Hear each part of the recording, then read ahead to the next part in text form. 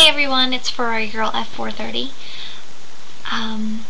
Today is Friday, March 7th, 2008.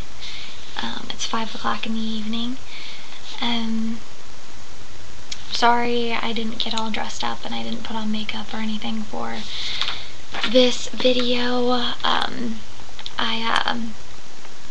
had a rough night last night. It was a girls' night. Bad idea.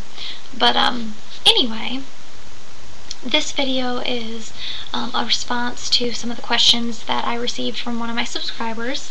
His name is JP, and he is from Paradox Crossing, and the link to his channel is in the description box for everybody to see. He asked me, since my whole breakup with my ex-boyfriend, if I found out a little bit more about myself. And I have to say that I have.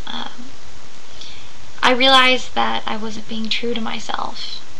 Instead, I was being a person that he wanted, and I kind of pushed aside my friends and my family in order to be that person. And I wasn't, it wasn't who I am. And now that it's over and he and I no longer speak, it's painful, and I will always love the person that he was before he changed, but at the same time I feel like I'm more true to myself now and everything.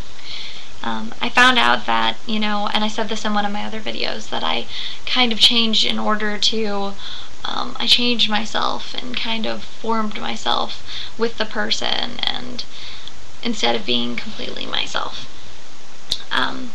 And also I realized that I kind of like being independent and not having to call or text somebody all the time, and I can go out wherever I want. For instance, he didn't like me going out certain places, and my friends would be going to those certain places and he wouldn't be happy about it, and he'd get mad, and just stupid stuff like that. And I don't know, I got fed up with it. And now that I realize it though, I broke up with him the week before he broke up with me, and I was just like, you know what, I can't even deal with this anymore, I'm done. And he was like, no, please, let's work this out, I love you, you were, everything that I want and stuff like that. So of course I was dumb enough to take him back, and I thought that week was the best week that we've ever had in our relationship for about the last 6 months to a year. So I don't know, it was just kind of, a shock to me. And now he doesn't want to talk to me, even though the day he broke up with me he was like, oh, I love you so much, I want to marry you. Well, now he and I don't even speak anymore, because he said he never wanted to talk to me again.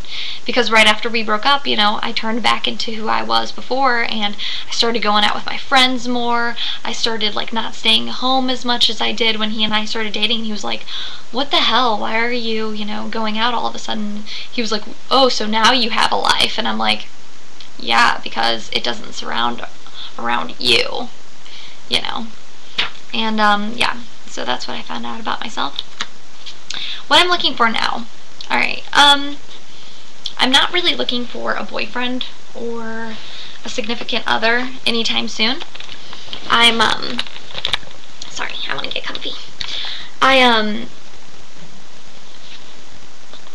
But when I do decide that I'm ready to get back out there or whatnot, I think that I will look for a best friend. Because I want my husband and my significant other to be my best friend. And Scott, I'm going to say his name now because I already spilled the beans in one of the other ones. He wasn't my best friend at the end. He didn't care about me, and he liked to kick me when I was down, because he thought that he was better than me, and that really hurt and everything. But now, I'm getting out there and I'm talking to guys again, and, I'm getting their numbers. Well, I'm giving them my number and stuff like that. But, at the same time, I still, know that I need to heal, and that I can't just get into a relationship with someone right away. I mean, I'm going on, cute little blind dates, and, I have a crush on a guy, and, that was also in one of my other videos and everything, but I'm not ready for a relationship, because it's just I trusted Scott with everything that I had, and you know, when I look back at it now, like, he didn't deserve my trust. He never earned my trust. All he did was break it. And you know, that's really hard because he was my best friend at one point, and then he just turned kind of into another person.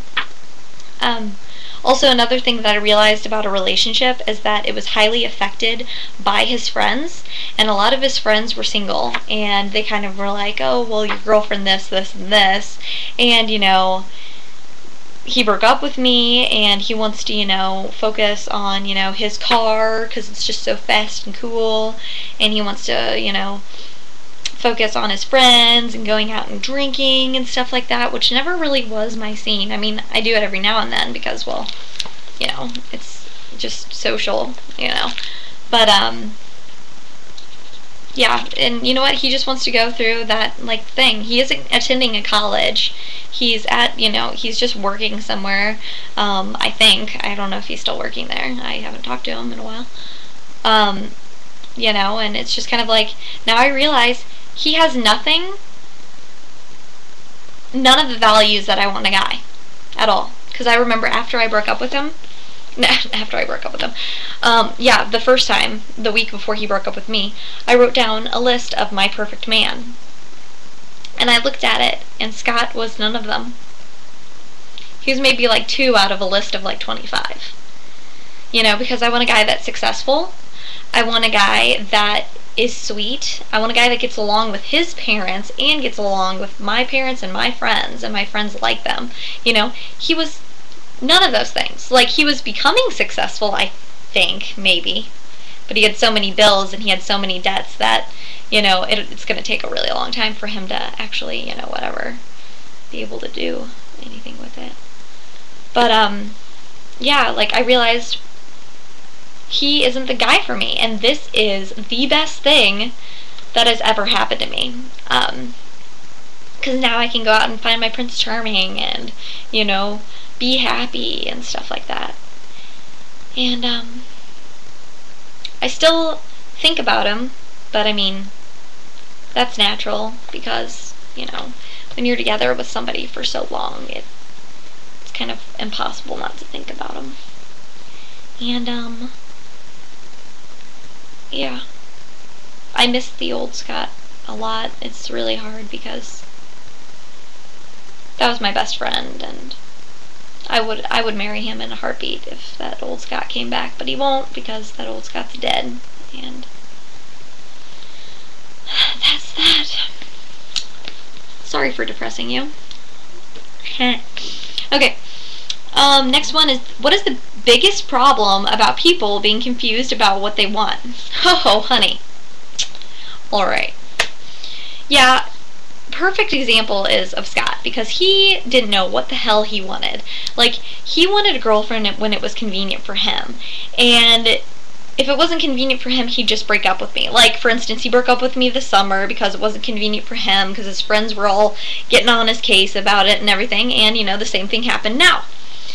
Well, you know, it's just kind of like, dude, like, one thing you should never ever do is make a drastic decision off of, like, a whim. Because when you finally calm down and you realize what you did, you go, oh, crap. You know, and I'm not saying that Scott will do that. I doubt he will. But I'm just saying, you know, like, you're like, oh my gosh, I can't believe that I just did that. And, you know, it just, I don't know. I always say, always think about the positives and the negatives of a decision before you ever make one, because you don't want it to come and bite you in the ass. Because that is a big, big problem. So, JP, I hope that I answered your questions successfully. And thank you very much. And I hope that I hear from you soon. And yeah. Okay. Bye, guys.